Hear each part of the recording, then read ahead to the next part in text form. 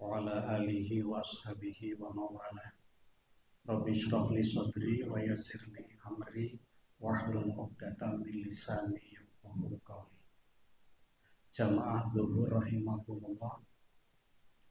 Kita lanjutkan pembahasan tentang fitrah memakai acuan sistematika pada surah Al-Kahfi ayat terakhir. Allah berfirman, A'udzubillahi minasyaitonirrajim. Qul innama ana basyarun mislukum. Katakanlah wahai Muhammad bahwa saya adalah manusia seperti kalian.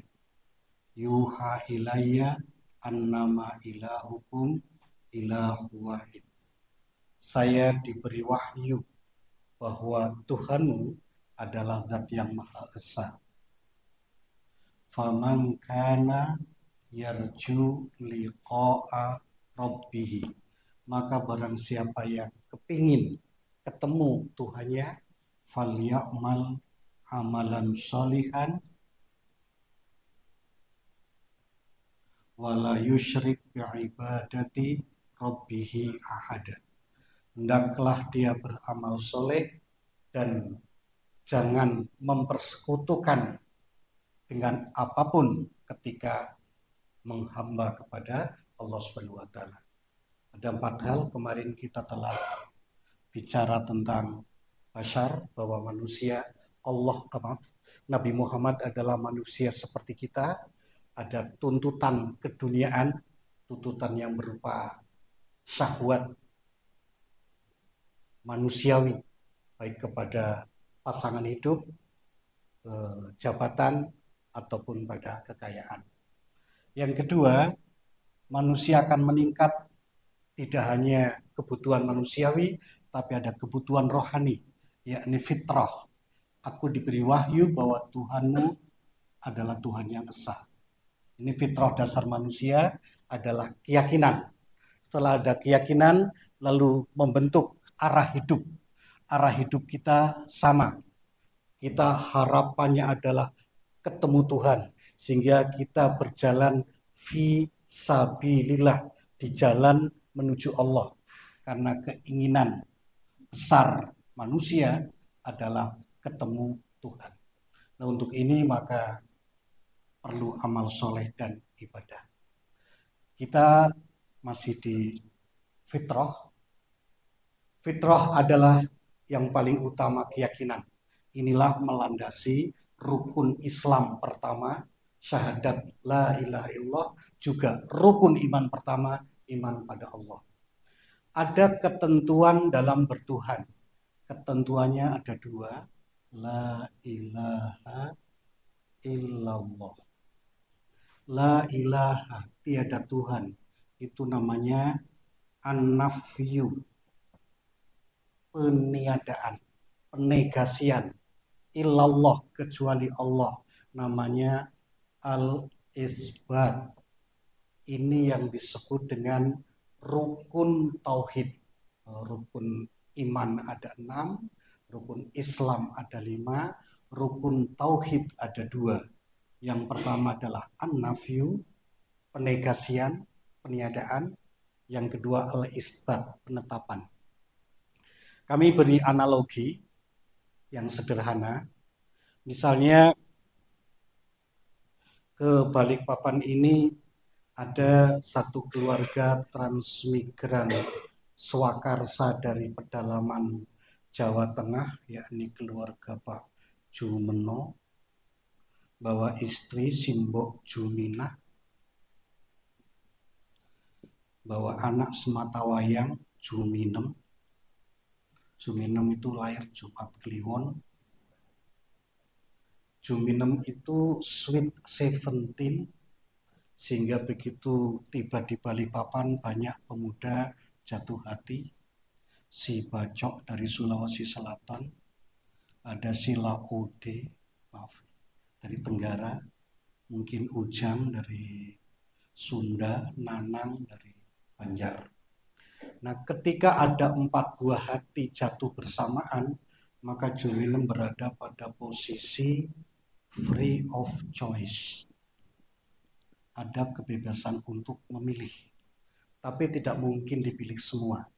Setelah Juminem melakukan pembacaan atau ikro, membaca, pengamatan, maka didapati 4 orang pemuda ini masing-masing punya kelebihan. Bacok yang sangat pemberani, Laude yang jujur dan lugu, Puja yang sangat cerdas, ya, Insya Allah, Nanang yang begitu tampan. Sehingga Juminem pasrah, siapa yang melamar duluan, itulah yang diterima. Katakanlah Bacok melamar duluan, sehingga Jumeno menyerahkan Juminem kepada Bacok. Penyerahan itu disebut ijab. Lalu Bacok menerima, penerimaan disebut dengan qabul. Inilah yang disebut dengan akdun, ikatan. Akdun nikah, ikatan pernikahan. Jumeno menjabat tangan Bacok, wahai Bacok, aku nikahkan kamu dengan Juminem lewat mahar seperangkat alat sholat dibayar tunai. Bacok menerima, aku terima, pernikahannya sah. Ketika Bacok telah sah menjadi istri Juminem, maaf suami Juminem, karena nikahnya itu juga sederhana saja, tidak tahu Mas Laude ini sebulan kemudian mendatangi Juminem. Jum, I love you, mau kau menjadi istriku? Tentu Juminem mengatakan, maaf Kak Laude, Anda masbuk, Anda terlambat. Ujang melamar juga ditolak, Nanang juga ditolak. Berapapun melamar ditolak semua karena sudah ada satu yang ditetapkan. Penolakan ini disebut an-nafyu.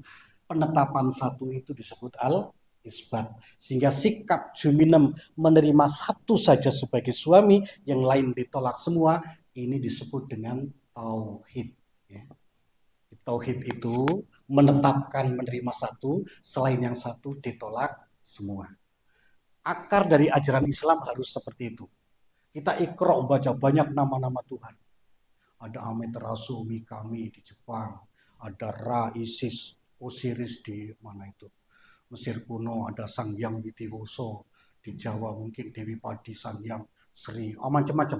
Setelah dilakukan ikro, pembacaan, siapa yang mencipta langit dan bumi apa segala macam, lalu didapatinya hanya Allah, maka la ilaha illallah, seperti itu. Nah, tauhid inilah akar dalam fitrah kita, akidah kita, yang akan mengantar kepada kedamaian, kebahagiaan, keselamatan. Lawan katanya ada syirik, ya. Syirik, orangnya disebut musyrik. Itu pangkal malapetaka, dosa paling besar. Syirik itu misalnya begini. Dulu Juminem waktu belum pindah ke Balikpapan telah menjalin cinta kasih dengan tetangganya yang bernama Paiman. Paiman. Begitu keluarga Pak Jumeno pindah dari pedalaman Jawa Tengah, Paiman menjadi kesepian. Hari terasa lama berlalu tanpa Juminem di kampung itu, makan tidak enak, tidur tidak nyenyak, karena setiap baring melihat Juminem ada di pelapon. Begitu kira-kira. Miring kelihatan nempel di dinding. Akhirnya dia tidak tahan, dia jual kambingnya, seluruh ternaknya, lalu berangkat ke Balikpapan mencari Juminem. Setelah didapati ternyata sudah menjadi istri Bacok. Lalu Paiman mengatakan, oh Juminem, jatuh bangun aku mengejarmu, sampai di sini terlambat juga. Betapa teganya kamu menghancur leburkan hatiku. Teganya. Sebenarnya kamu yang aku tunggu, Mas Paiman. Tidak ada kabarnya sama sekali. Banyak orang mau melamar saya. Sebagai wanita aku tinggal pasrah. Baiklah.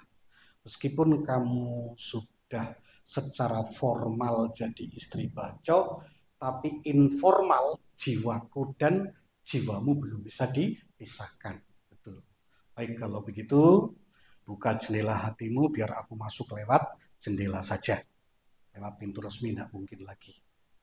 Paiman lalu menyewa motor Honda Revo, lalu boncengkan Juminem putar kota, melampiaskan kerinduan, boncengnya juga nyelurit gitu, putar-putar.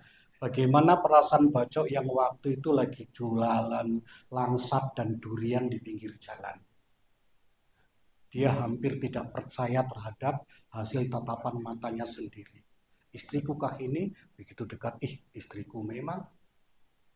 Dia tidak konsentrasi berjualan, dia tutup jualannya, pulang ambil badik, selipkan ke baju, jalan mondar-mandir. Awas kalau pulang ketika memang azan maghrib baru selesai, baru diantar pulang, belum sempat Paiman menghentikan motornya, Bacok langsung tendang dia, roboh motor itu. Juminem bangkit, pukul juga. Pokoknya Bacok marah besar. Pertanyaan, kenapa Bacok marah? Tentu jawaban sangat sederhana. Bacok marah karena diperserikatkan oleh Juminem dengan Paiman. Memperserikatkan ini disebut dengan musyrik. Jadi kalau Bacok diperserikatkan itu marah, Allah jauh lebih marah ketika dia diperserikatkan. Innallaha la yaghfiru ayyushraka bihi. Allah tidak mengampuni ketika dia diperserikatkan. Wa yaghfiru ma duna dzalika. Yang berkenan Allah ampuni dosa selain itu. Lima yasha, bagi orang yang Allah kehendaki. Nah, ekspresi dari tauhid, memelihara tauhid, kalau kita lihat dalam Quran, hadis ataupun sejarah sangat bervariasi, tapi intinya sama. Setelah ini dipegangi maka diyakini habis-habisan. Ya. Misalnya Nabiullah Ibrahim, banyak sekali Allah menggambarkan tauhid di situ. Ketika Nabi Ibrahim sudah yakin bahwa tiada Tuhan selain Allah, dia ke ruang berhala, dia pangkas berhalanya berantakan, tinggal satu berhala yang besar, kasih kampak di tangannya, lalu dia menyelinap bersembunyi. Ketika pada hari pemujaan nasional, raja marah besar karena Tuhannya berantakan. Lalu dipanggillah Ibrahim, ya, ditangkap, dibelenggu barangkali, diajukan ke Baginda Raja. Baginda bertanya, kamukah yang menghancurkan Tuhan-Tuhan kami, wahai Ibrahim? Ibrahim mengatakan, bal fa'alahu kabiruhum hadza. Nampaknya yang melakukan hal itu adalah Tuhan yang paling besar. Bukti kampak ada di tangannya. Alat bukti ada. Saya tidak punya alat bukti. Oh, tidak mungkin Ibrahim. Dia tidak bisa melakukan apapun. Tidak bisa melakukan apapun, kenapa kau sembah? Sementara kau kan bisa melakukan apa saja. Itu kan tidak masuk akal. Ya.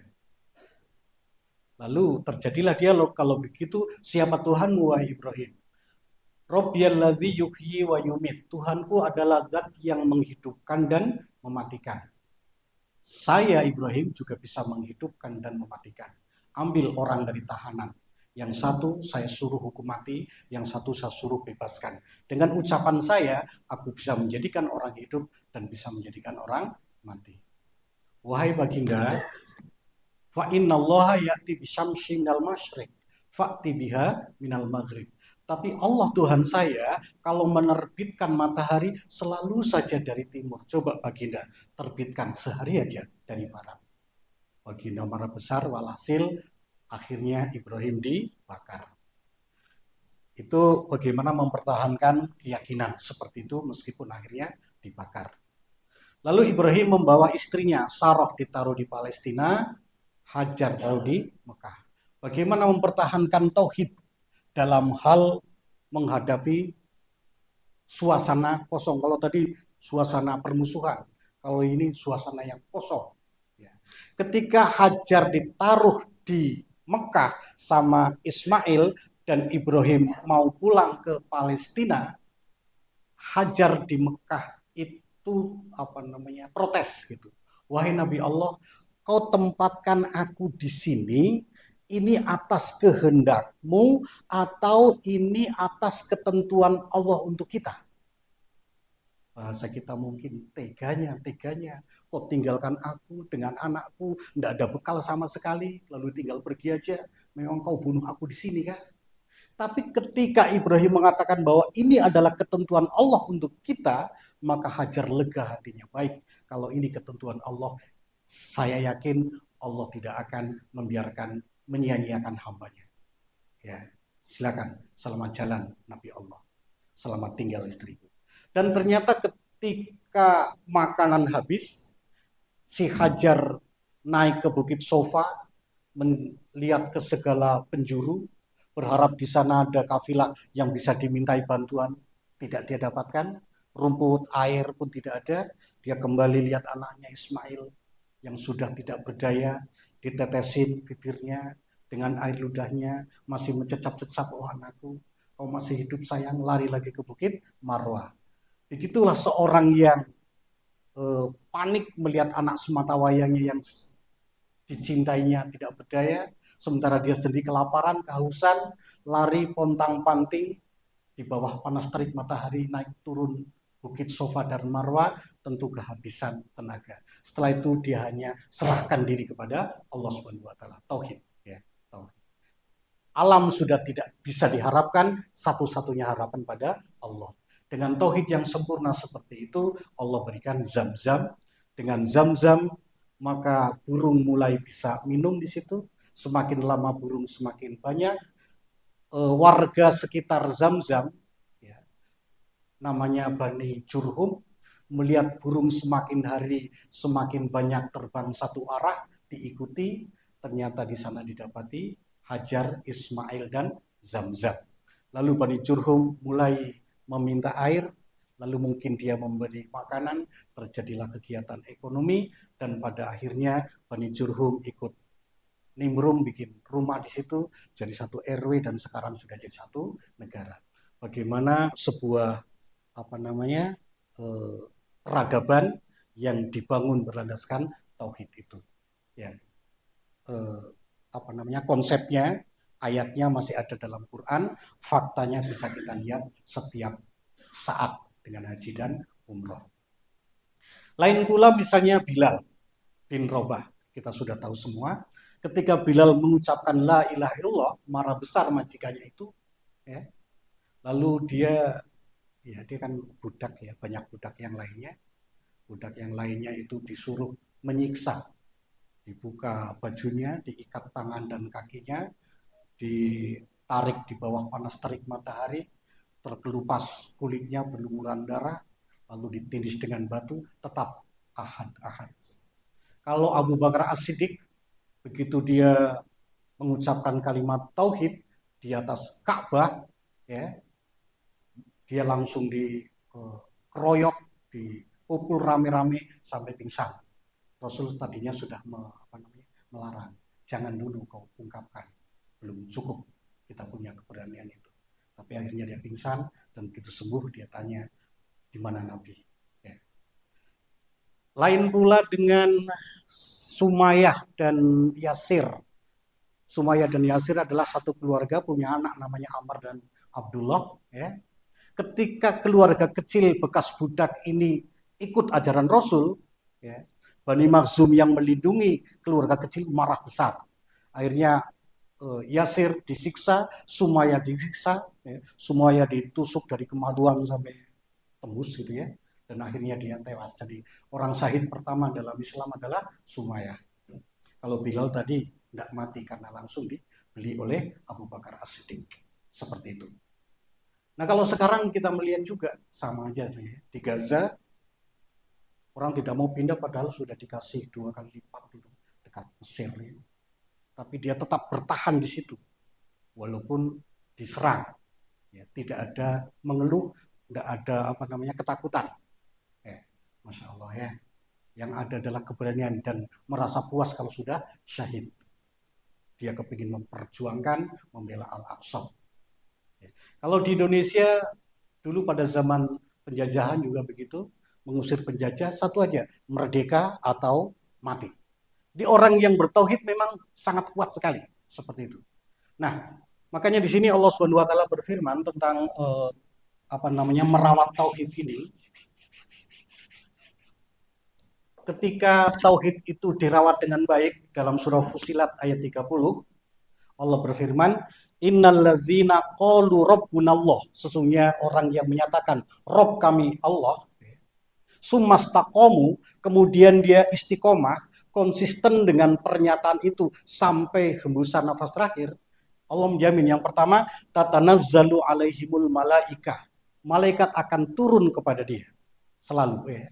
Allah takhafu wa la tahzanu, malaikat selalu membisikkan dalam telinganya, dalam hatinya, Allah takhafu wa la tahzanu, tidak usah takut, tidak usah panik, tidak usah sedih. Wa absyiru bil jannah, optimis, di depan ada surga yang menanti Anda. Wa absyiru bil jannati allati kuntum tu'adun. Nahnu awliyaukum fil hayati dunia wa fil akhirah. Saya adalah pelindung kamu, kata Allah, di dunia sampai akhirat.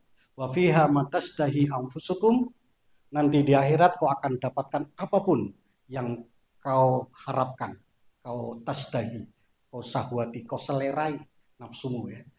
Apa yang diselerai oleh nafsumu disiapkan semua oleh Allah. Wa fiha matadaun, di surga apapun yang kau minta. Asal itu la ilaha illallah, seperti itu. Sehingga kata Agib begitu ya, untuk merawat, tempatkan segala sesuatu pada tempatnya. Tempatkan mobil di garasi, uang di bank atau di kantong, ya makanan mungkin di perut, baju di lemari atau dipakai, tapi yang di hati hanya Allah Subhanahu wa taala. Karena Allah yang di hati, yang lain di luar hati, maka ketika mobil hilang, uang hilang, itu hati tidak sakit. Tapi kalau tidak sholat, terasa sangat bersalah sekali. Ya. Tapi kalau semua barang-barang di hati, Allah di luar, itu salah tempat. Uang hilang sakit, mobil hilang sakit, tidak sholat, tidak apa-apa. Itu orang yang tidak terawat tauhidnya. Kita sering mendengar sebuah ungkapan kalau kadang puji-pujian sebelum sholat, ya. Hasbi Rabbi Jalallah, ma fi qalbi ghairullah, Nur Muhammad sallallahu la ilaha illallah. Hasbi Rabbi Jalallah, cukuplah Allah Tuhan saya.